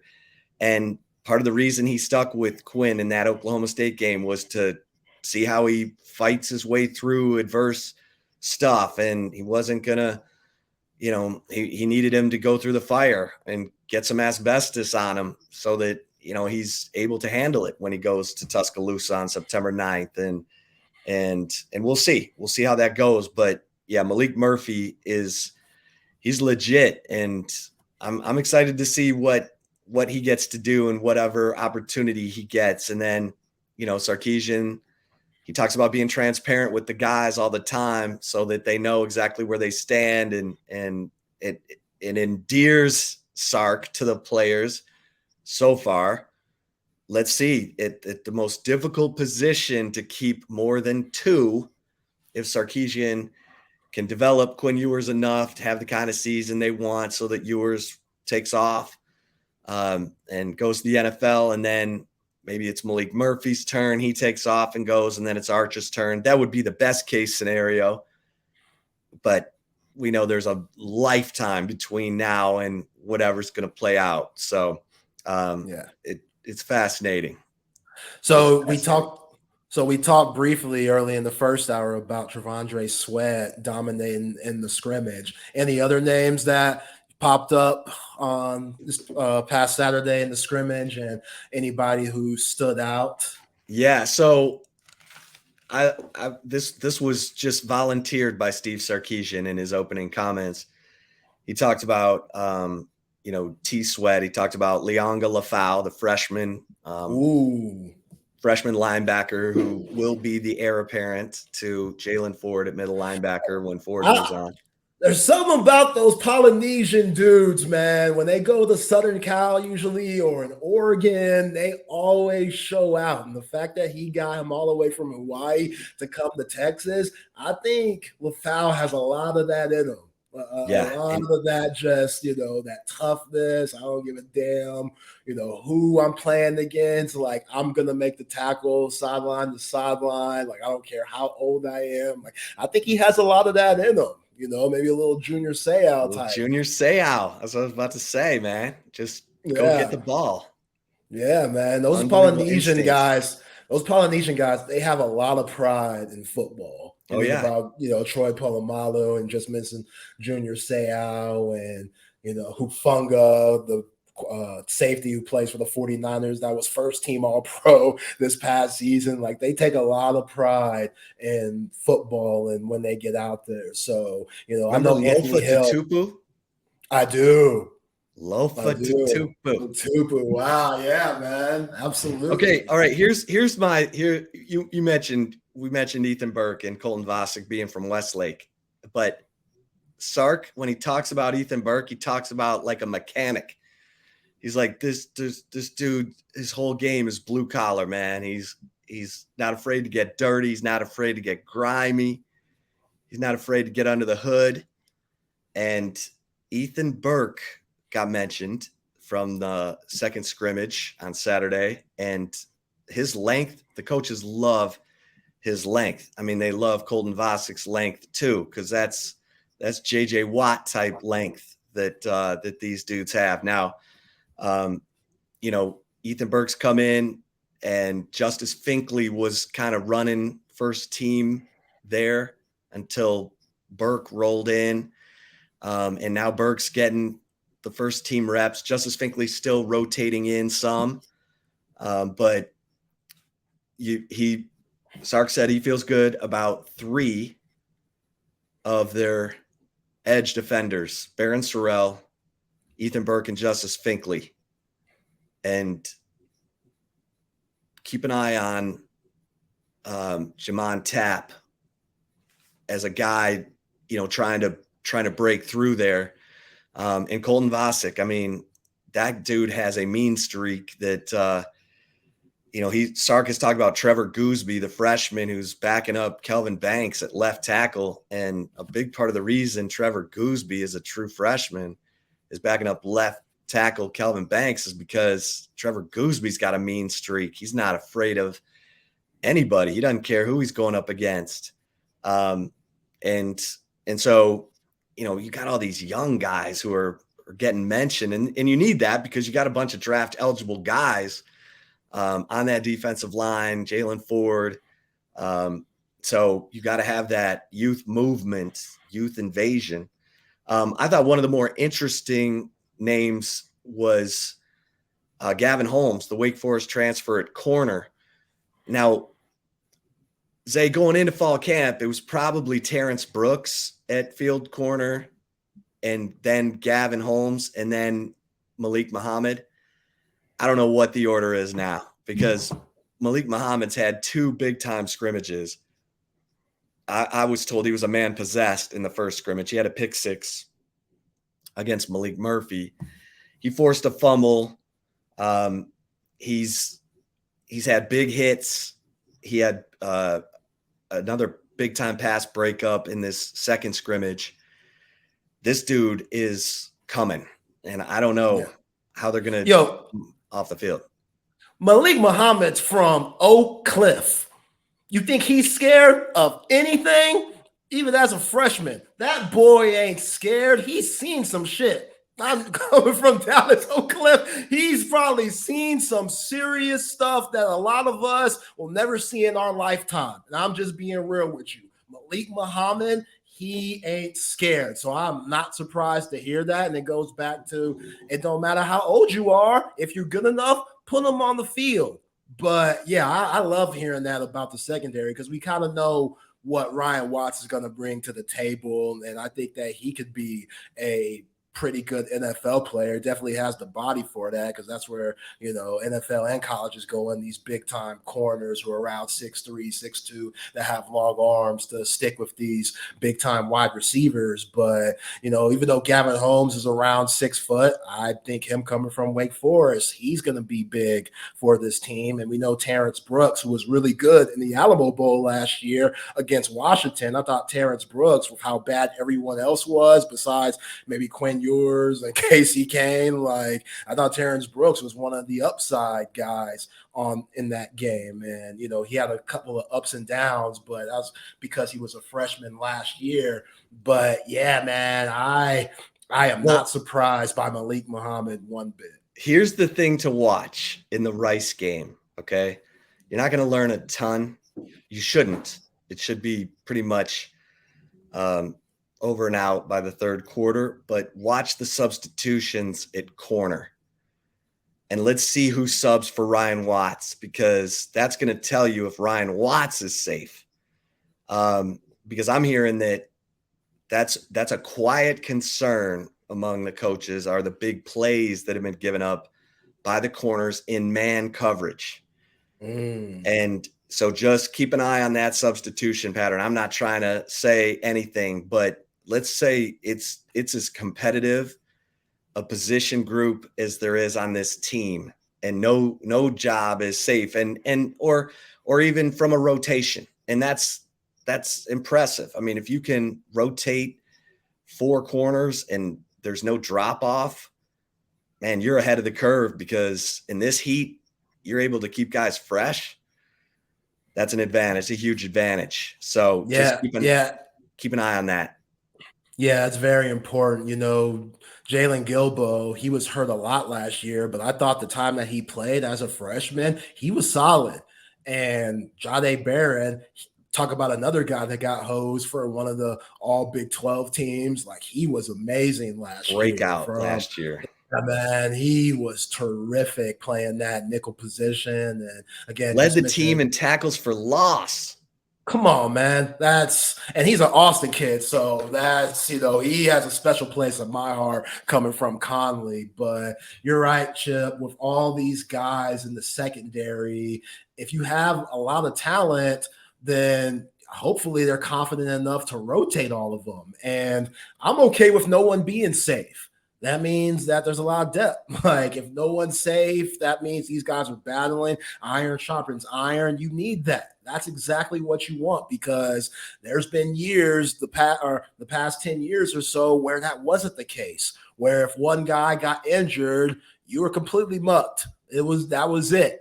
And hearing somebody like a Jaron Thompson in this press conference, which talk about swagger, Jaron Thompson, talk about confidence and swagger, coming from that safety position, and, him being in another year, he is very comfortable. And I think the secondary could be one of the best in the nation, not just the Big 12, but in the nation.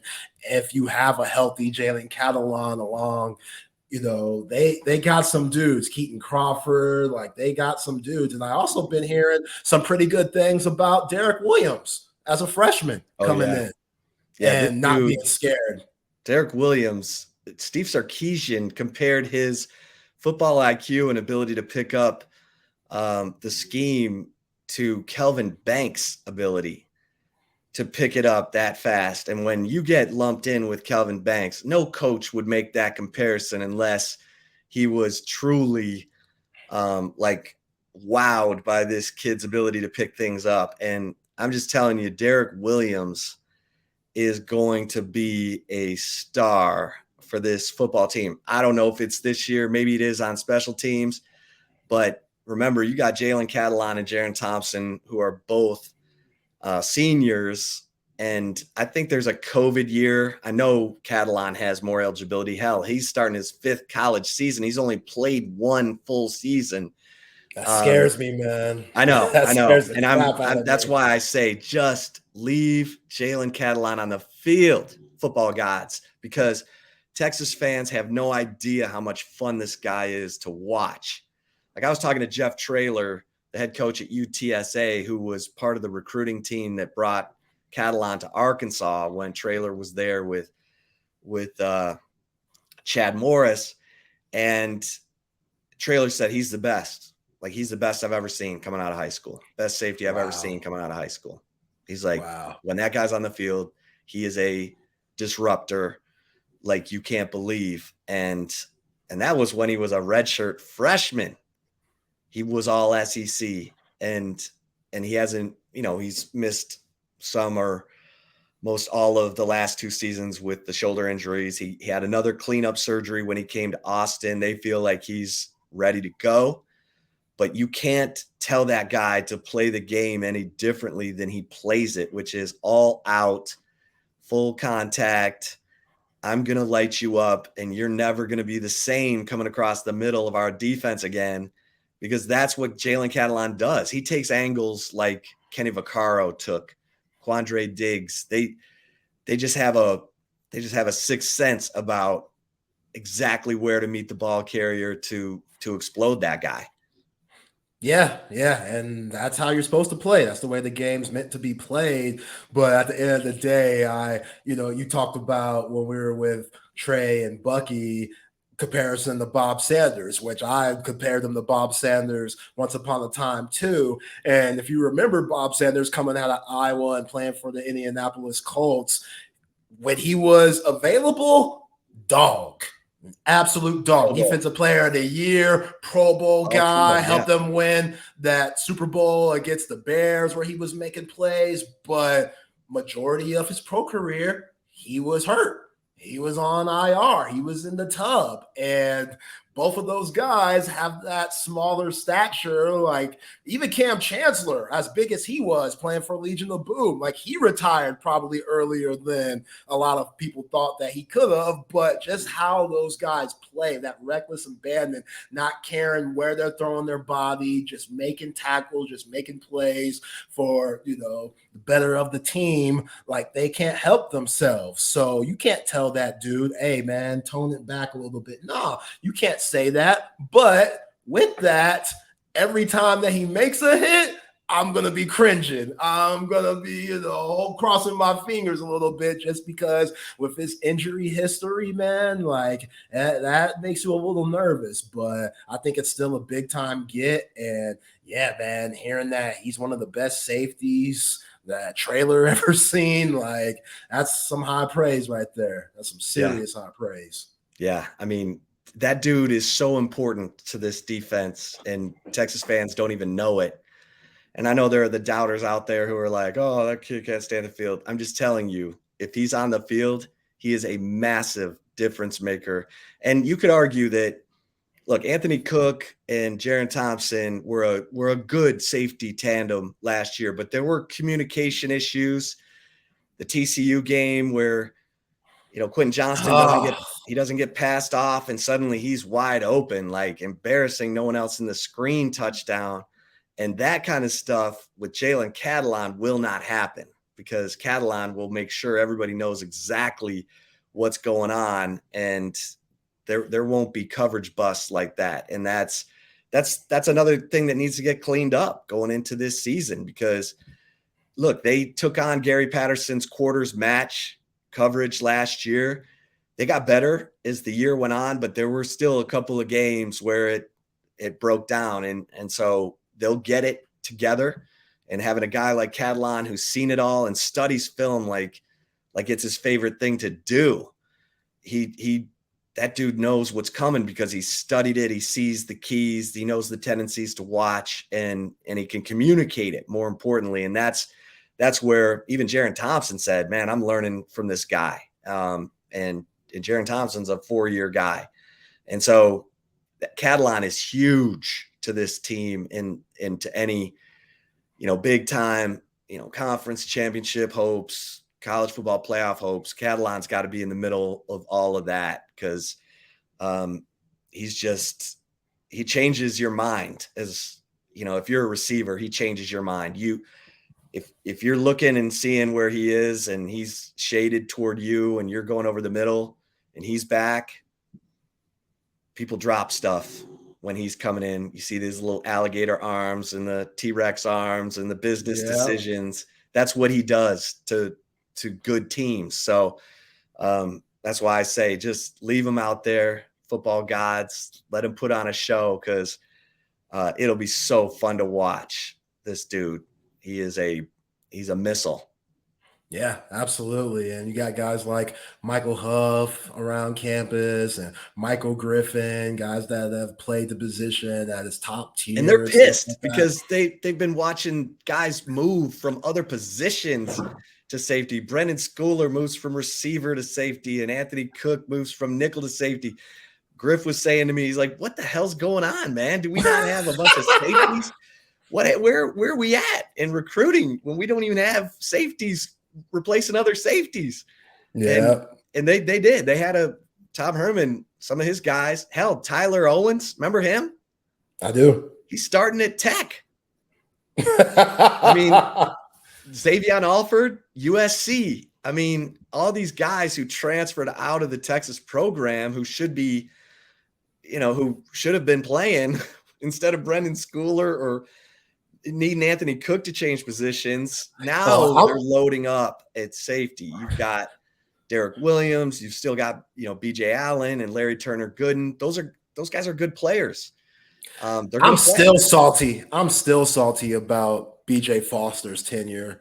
All the hype that he had coming out of East Texas, and all I remember of BJ Foster was him getting benched in that Kansas State game, last game of the season, in that 5-7 season because of the effort. And I was like, wow, this is where we are. Like why is he still on the field? Right. Why is he still on the field? And he ended up transferring to Sam Houston. So, yeah, that safety room, it looks a lot different now, and it needs to look a lot different. Going back to what you said about those Westlake guys, Colton Vosick and Ethan Berg, which it's always hard as a Bowie Bulldog to talk highly of a Westlake chaparral. But once you get to Texas, then, you're good with me. That's why Justin Tucker and Sam Ellinger are both my guys. But you think about Ethan Berg and what Sark said about him today being blue collar and coming from Westlake, which all they did was win. It's like Westlake blue collar. It sounds like an oxy freaking moron, just, obviously. But that dude, when he was there and they were winning state championships every single year, led by Cade Klubnik, the Clemson quarterback, like you saw that toughness, you saw that grittiness, you saw that I don't take shit from nobody attitude. And Colton Vosick's the same way. So even though both those guys are young, Ethan Burke being there a year more than Colton Vosick, those guys, they're going to surprise a lot of people. And once they can figure it out and get it together, hell, you heard Baron Sorrell call Colton Vosick Baby Bosa, which Baron, let's slow down real quick. Like, let's slow down. Those Bosa brothers, Nick and Joey, those are some dogs right there. Like, Nick Bosa was Defensive Player of the Year last year for the 49ers. And I get it. You got to have your comparisons and stuff. But if they're anywhere towards that, toward the Bosa brothers or hell, Joey, Nick, it don't matter. I'll take that. And that's what you want to see, because last year, even though this team got a ton of pressures, one of the top teams in pressures when it came to getting to the quarterback, they weren't one of the top teams in sacks. And that was very unfortunate. And I know they're making that a point of emphasis this year. Bo Davis, like all those guys, I know he's going to have them ready. And once they get into that backfield, you got to get that quarterback down. And if we see more of that this season, sky's the limit. Yeah. I love this. Jay Ward is asking us, does Arch Manning have a TD pass to Jonte Cook in the Rice game? Why not? Yeah. Why not? Why not? Arch, Malik. I mean, look, at some point, Sark's probably gonna, hand the football off to manage the game. But I mean, if they get in the third quarter, why not? And it could just be a little catch and run touchdown. It could be just a little like Jonathan Brooks had in the Alamo Bowl, just a little, slip screen, and then he's slipping defenders all the way down the sideline for a touchdown. But yeah, I mean, I think everybody wants to see as many players as they can on the field in that Rice game. And Jay Ward also said, I heard Watts was getting burnt. Well, he gave up a touchdown in the second scrimmage. Listen, these guys they're up against some of the best receivers, and that's a credit to Quinn and to these receivers for and Sark for dialing up plays that are working. And just like the offense is struggling to run the football against Devondre Sweat, Byron Murphy, Alfred Collins, and Vernon Broughton, the defense is struggling to keep up with A.D. Mitchell, Jonte Cook, and Xavier Worthy in man coverage. I mean, that's what you want. That's what Sark wants. He wants one-on-ones, and he feels like he's got the guys to win those matchups. And Texas's DBs are going to come up on the short end against guys like A.D. Mitchell and Isaiah Nair from time to time. So it's one of those, if someone's scoring, someone's getting beat. I'm not saying that Ryan Watts was a big time contributor to this defense last year. And I remember our boy Michael Griffin saying, that dude is not a corner. He's a safety. And then after about 3 games, Griff was like, okay, I was wrong. This dude can cover. This dude can flip his hips and go. So look, these receivers are no joke, and you're going to give up some stuff in these scrimmages. And sometimes it's the way it's scripted. Sometimes they want you to work on your man, but in a game they'll play some cover 2, cover 4, just to keep everybody's eyes in the same place. But look, you're getting tested every day in practice against the best. The offensive line's getting tested, and the DBs are getting tested by these receivers.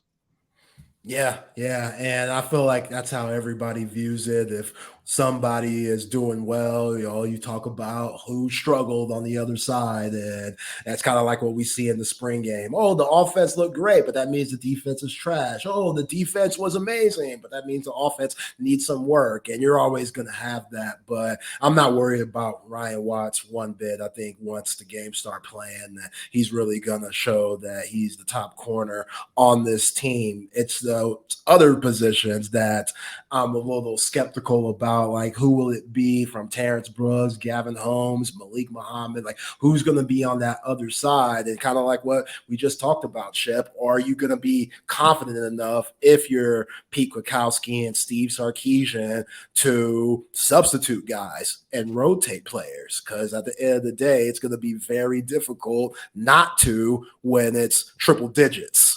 And you get into that fourth quarter, all the offseason training that you had, all the terrific conditioning, this and that, trying to practice in the middle of the day where it's hot outside, it's still not going to be the same as what game day is going to bring. And just all that adrenaline and nerves that you have going into it, like, that's a different type of fatigue that these guys are going to have to deal with. So I'm excited. I'm really excited about this season.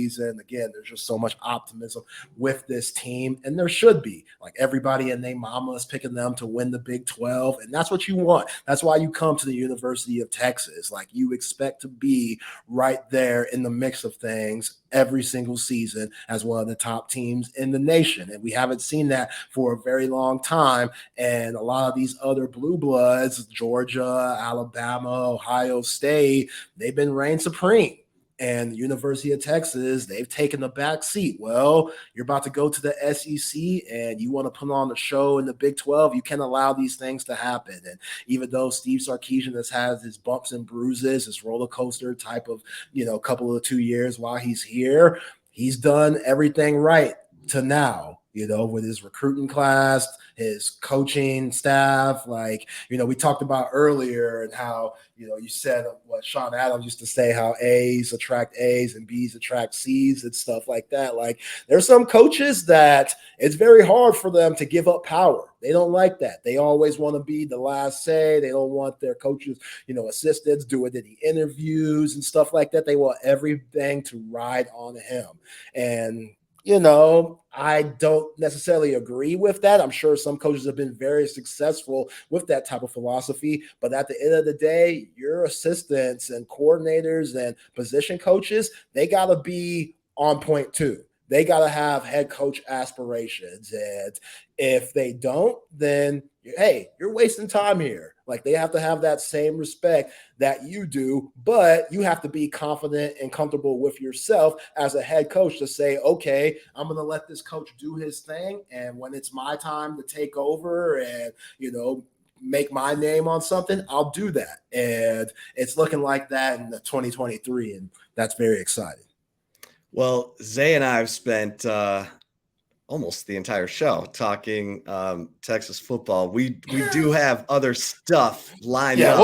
We'll mix it up. But, this ain't the only show. This is just the first one, baby. We're look, Steve Sarkisian, the second scrimmage. We had a lot to talk about, but we've got commentaries for you. We'll have guests.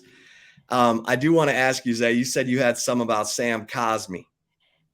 Yes, man. Sam Cosmi, former Texas offensive lineman. Now he is with the Washington Commanders. And he said something very interesting about the preseason game coming up against the Baltimore Ravens, which the Baltimore Ravens, their preseason record is ridiculous. They've won the last 24 preseason games. Haven't had a loss, 0. So Sam was asked about that, and he said, I think it's a stupid record. Like, who gives a shit? And he said shit too. It's who gives a shit about preseason games? If we beat them, great. We're gonna beat them. So Sam Cosmi, again, it's preseason, whatever, but he's starting to come into his own. And now I think he's being moved from right guard to right tackle, or right tackle to right guard. So that's, more of his comfort zone, what we saw from him at Texas, being a second round pick. But I like that. I like that. I like that toughness, take the game seriously, even though it's a preseason game. It doesn't matter. Even though he said, who cares about preseason? He was just kind of like, hey, we're going to beat them. We're ready. Like it doesn't matter. So I respect it. I respect it. Connor Williams and Sam Cosmi were 2 3-star recruits that no one got excited about. And those dudes turned into NFL players. And both of them, talk about mean streak. Those dudes have mean streak, and they surpassed any expectation of their time at Texas. It does not surprise me that Cosmi would be salty like that about that question. Plus, you ask an NFL player about preseason, they get pissed because they're not really getting paid for those games. And that's what they get, game checks after the 17 regular season games. That's it. They're getting like $900 a week in training camp. It's some stupid, ridiculous lowball number. And so they're putting their lives on the line, their careers on the line for preseason games. So they're like, man, don't be asking me about preseason games. But yeah, man, Cosmi, he's salty, man. He is salty. Let's see what he's got. That. He's protecting Sam Howell. Yeah. Man. Yeah. It's going to be an interesting year for the newly hired offensive coordinator, Eric Bieniemy, coming from. Okay, let me throw this one at you, Zay. Let me throw this one at you because I stayed up Saturday night. Zay and I hung out Saturday. I stayed up Saturday night for that UFC fight between Sugar Sean O'Malley and Aljamain Sterling. Aljamain Sterling, the champion. I thought Sterling was going to sort of put an end to the Sugar Show. And then in the second round, Sugar Sean O'Malley caught Aljamain Sterling with a flush right that basically ended the fight. And now Sugar Sean O'Malley is the champ. He's got the belt. Dana White put it on him. And I'm going, oh, Lord, what are we in for with this guy? But I'm just saying, I did not see that coming. I thought it was going to be lights out on the Sugar Show, and the Sugar Show is just getting started.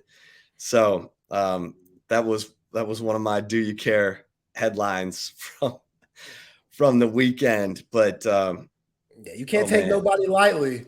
It don't No, matter who you step in that octagon with. I know all those guys are big time alpha males and feel like they can beat the hell out of anybody that they face, but you get humbled real quick if you don't train the right way, or you just take your opponent too lightly. You will get humbled real quick. So I'm not surprised one bit. oh, Some of these guys who have the title and get in that octagon and think that they're the man and hot shit, and then a couple of punches, they down and out.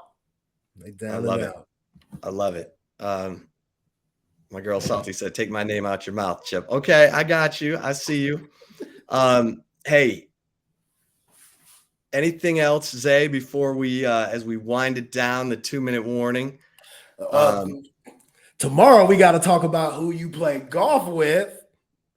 What happened with that? Because not too many people have that luxury of playing golf with the skipper, David Pierce. We're gonna have to get into that tomorrow, man. Yeah, I need the down low on that for sure. I'll tell you the story about that. That came about in a very interesting way. It was very impromptu, but yeah, that's a good tease right there. Yeah, Man, you're good at this radio thing, Zay. I've had a little practice. But all I'm saying, now that you're the pitching coach, that's just, you might not be able to play as much as you used to. That's all I'm saying. You got a little bit more responsibility than you had in recent years. Let's just, keep that in mind, coach. Keep that in mind, Skip.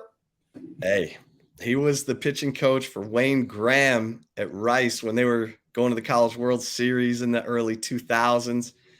And so I think David's like, you know what? I got some things that I want my guys to do. And I think it's going to make them better pitchers. And if he wants it done, he's going to do it himself. So he's not afraid. I'll tell you that. He's not afraid to bet on himself. And I loved it. I will say this. I asked Troy Tulowitzki's back, and he's head of player development. And it's an off the field role. And he's like, I love all these people asking me what Troy Tulowitzki does. He's like, he's Troy Tulowitzki. Yeah. Like, that's his title. He's just Troy Tulowitzki. Don't ask if he's the infielders or the batter, working with he's Troy Tulowitzki. He's baseball. He just eats, drinks, and sleeps baseball and passes that on to everyone in his path. I thought that was funny. All right, Zay, man. Good stuff. Chip. Great first show. We'll be back tomorrow, 1 to 3. Chip and Zay. It's going down on Texas Sports Unfiltered. Let's go. All right. Appreciate it, everybody. We'll see y'all tomorrow. Y'all tune in for Bucky and BK 8 to 10, then Trey and BK from 12 to 1. Then we're right behind them. Chip and Zay 1 to 3 every day. You'll hear us. See y'all tomorrow. Holla. Holla.